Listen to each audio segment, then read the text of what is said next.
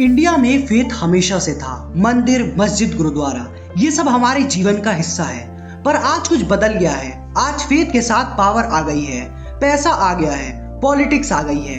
एक बाबा एक बार माइक पकड़ ले तो करोड़ लोग उसकी बात मान लेते हैं। वो कुछ भी बोले, हेल्थ का, बिजनेस का, शादी का, पॉलिटिक्स का, लोग सुनते हैं। एक बार बाबा बोले तो मीडिया खामोश, पॉलिटिशियंस लाइन में, कोर्ट दूर। ये वीडियो एक सवाल है, क्यों एक इंसान को इतना इन्फ्लुएंस मिलता है कि उसके आगे सिस्टम भी रुक जाता है। मैं क्लियर करना चाहता हूँ, ये वीडियो भगवान के खिलाफ नहीं है, ये धर्म के खिलाफ नहीं है, ये उन लोगों के खिलाफ भी नहीं है जो जेन्युइनली फेथ रखते हैं।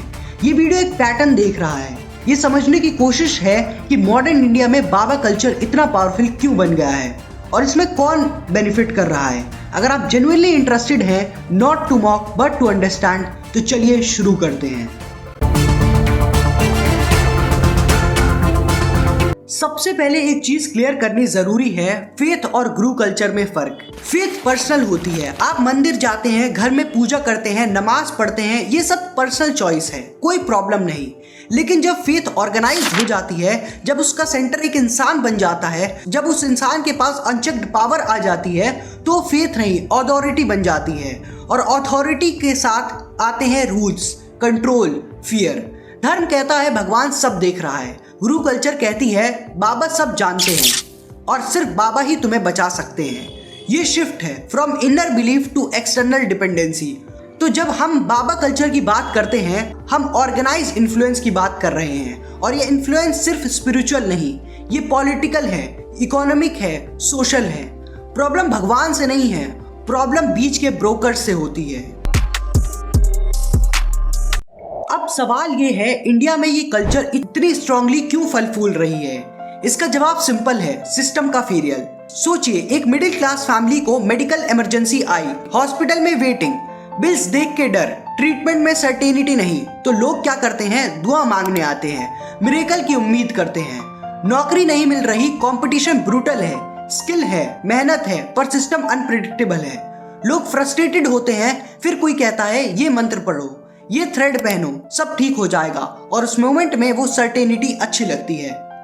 मेंटल हेल्थ का सपोर्ट कहीं नहीं है, थेरेपी एक्सपेंसिव है, काउंसलिंग को स्टिग्मा है, डिप्रेशन, एंजाइटी, लोनलीनेस, ये सब रियल है। पर हेल्प कौन देगा?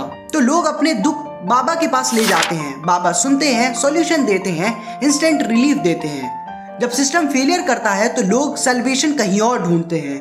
और ये जरूरी नहीं कि वो लोग बैकवर्ड या इलिटरेट हो, इंजीनियर्स हैं, डॉक्टर्स हैं, बिजनेसमैन हैं, सभी जाते हैं, क्योंकि साइकोलॉजिकल नीड एजुकेशन से सॉल्व नहीं होती। इंडिया में होप की कमी नहीं है, पर रिलायबल सिस्टम की कमी है, और जहां सिस्टम वीक है वहां फेथ मार्केट फ्लरिश करते हैं। अब आते हैं सबसे इंपॉर्टेंट पार्ट पे, लोग फॉलो क्यों करते हैं। और ये अंडरस्टैंडिंग के लिए बहुत जरूरी है कि हम एम्पैथी से सोचें, जजमेंट से नहीं। नंबर 1, फियर और होप। सबसे पहली चीज है डर। डर कि कुछ बुरा हो जाएगा, डर की कंट्रोल नहीं है लाइफ पे, और होप की है जो प्रोटेक्ट करेगा। बाबा कहते हैं मैं तुम्हें बचाऊंगा, बस तुम मेरे साथ रहो। ये रीअश्योरेंस पावरफुल होती है। नंबर 2, करिश्मा और सिंप्लिसिटी। कॉम्प्लेक्स प्रॉब्लम का सिंपल आंसर चाहिए सबको। जॉब्स नहीं मिल रही, मंत्र पढ़। हेल्थ खराब है, ये प्रसाद खाओ। रिलेशनशिप इशू है, ये उपाय करो। कैरिस्मेटिक लीडर सिंपल बात कहता है, कॉन्फिडेंस तरीके से, और लोगों को लगता है ये बंदा जानता है। Number 3, community belonging. अकेले रहना टफ है, बाबा के फॉलोअर एक कम्युनिटी बनाते हैं। फेस्टिवल, सत्संग, गैदरिंग, सभी मिलते हैं, बॉन्डिंग होती है, एक शेयर्ड पर्पस मिलता है। बहुत लोगों के लिए ये सोशल सपोर्ट सिस्टम बन जाता है। Number 4, emotional relief over rational proof. अगर आपको इमोशनल पीस मिल रही है तो आप प्रूफ नहीं मांगते, आपको फीलिंग चाहिए, नॉट फैक्ट्स। अगर बाबा के पास जाने से आपके मन को सुकून मिलता है तो ब्रेन रैशनैलिटी बंद कर देता है, और ये नॉर्मल है, ये ह्यूमन साइकोलॉजी है।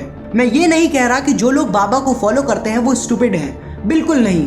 ये कह रहा हूँ कि वल्नरेबिलिटी के वक्त पीपल मेक इमोशनल डिसीजंस, वो डिसीजन एक्सप्लॉइट भी हो सकते हैं। अब रियल गेम शुरू होती है, इन्फ्लुएंस से पावर तक का सफर। स्टेप 1, डोनेशंस और फाइनेंशियल ओपेसिटी। आश्रम, ट्रस्ट, रिलीजियस ऑर्गेनाइजेशन, इन्हें करोड़ के डोनेशन मिलता है, कैश, लैंड, गोल्ड, लेकिन transparency almost zero. Religious trust के लिए अकाउंटिंग लॉज लूज हैं, ऑडिट स्ट्रिक्ट नहीं है, पब्लिक डिस्क्लोजर जरूरी नहीं है। तो पैसा आता कहाँ से है, जाता कहाँ है, ये सवाल पूछ लोगे तो लोग ये बोलेंगे धर्म का मामला है, इकोनॉमिक्स मत लगाओ।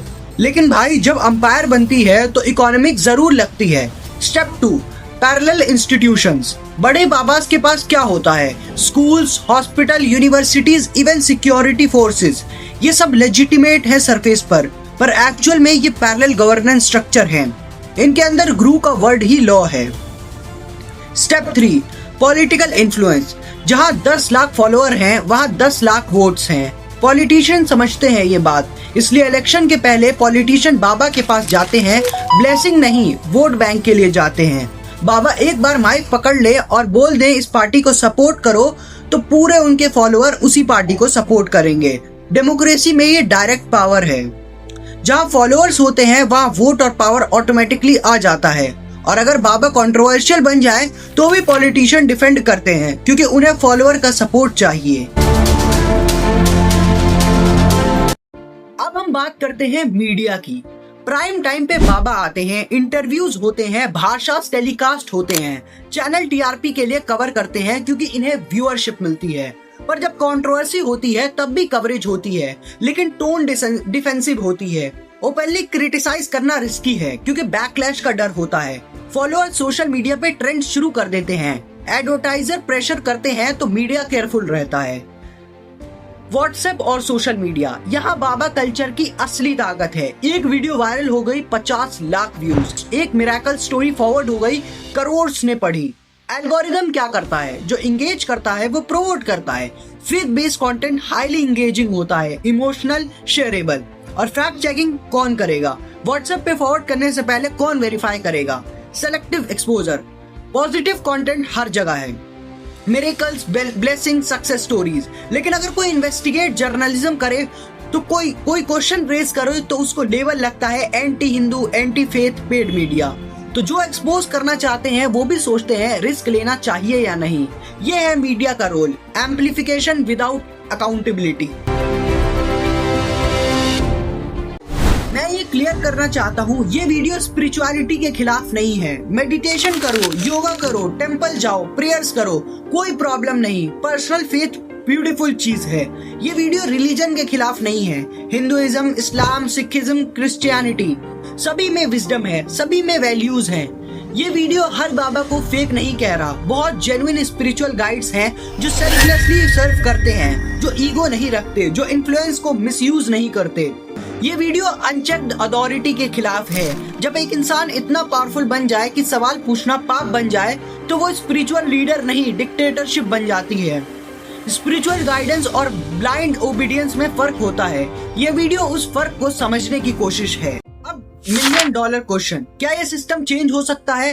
रियलिस्टिकली बात करें तो इजी नहीं है पर पॉसिबल है। Number 1, critical thinking. स्कूल और कॉलेजेस में क्रिटिकल थिंकिंग सिखानी होगी। फेथ और ब्लाइंड फेथ में डिफरेंस समझना होगा। Number 2, transparency in religion institution. Religious trust को फाइनेंशियल ट्रांसपेरेंसी मेंटेन करनी चाहिए। पब्लिक डोनेशंस का पब्लिक अकाउंटिंग होना चाहिए। Number 3, media responsibility. मीडिया को टीआरपी के चक्कर में क्रेडिबिलिटी नहीं खोनी चाहिए। इन्वेस्टिगेट जर्नलिज्म प्रोमोट होनी चाहिए, सेंसेशनलिज्म नहीं। Number 4, stronger enforcement. लॉज हैं, बस इन्फोर्स करने की जरूरत है। पॉलिटिशियंस को करेज चाहिए, पब्लिक को सपोर्ट चाहिए। Number 5, personal boundaries. सबसे इंपॉर्टेंट, आप खुद डिसाइड करो कि फेथ और अथॉरिटी की लाइन कहाँ है। अगर गुरु आपको एम्पावर करता है तो गुड, अगर गुरु आपको कंट्रोल करता है तो रेड फ्लैग। बिलीव्स तुम्हारे हैं पर डिसीजन भी तुम्हारे ही होने चाहिए। और हाँ, ये सब होने में टाइम लगेगा, इंस्टेंट चेंज नहीं होगा, पर अवेयरनेस से शुरुआत तो हो सकती है ना। तो आखिर में ये वीडियो कहना क्या चाहती है? ये कहना चाहती है कि faith should empower you, not control you. भगवान को मानो, बिलीफ रखो, स्पिरिचुअलिटी एक्सप्लोर करो, ये सब अच्छा है, पर एक इंसान को इतना पावर मत दो कि उसके सामने तुम्हारी अपनी सोच बंद हो जाए। अगर आपका भरोसा किसी इंसान पे इतना ज्यादा है कि सवाल मना हो जाए तो प्रॉब्लम फेथ नहीं, प्रॉब्लम पावर है। इंडिया एक स्पिरिचुअल देश है और ये हमारी स्ट्रेंथ है, पर जब स्पिरिचुअलिटी पावर गेम बन जाए तब सोच समझ के कदम उठाना जरूरी हो जाता है। मैं आपसे ये नहीं कह रहा किसी को फॉलो मत करो, मैं बस कह रहा हूँ कि फॉलो करो लेकिन ब्लाइंड मत बनो। सवाल पूछना अलाउड होना चाहिए, अकाउंटेबिलिटी होनी चाहिए, ट्रांसपेरेंसी होनी चाहिए। अगर आप इस वीडियो से डिसएग्री करते हैं, टोटली फाइन, कमेंट सेक्शन खुला है, रिस्पेक्टफुली कमेंट कर सकते हैं। बस एक हम्बल रिक्वेस्ट है, think for yourself, question with respect, believe but don't surrender.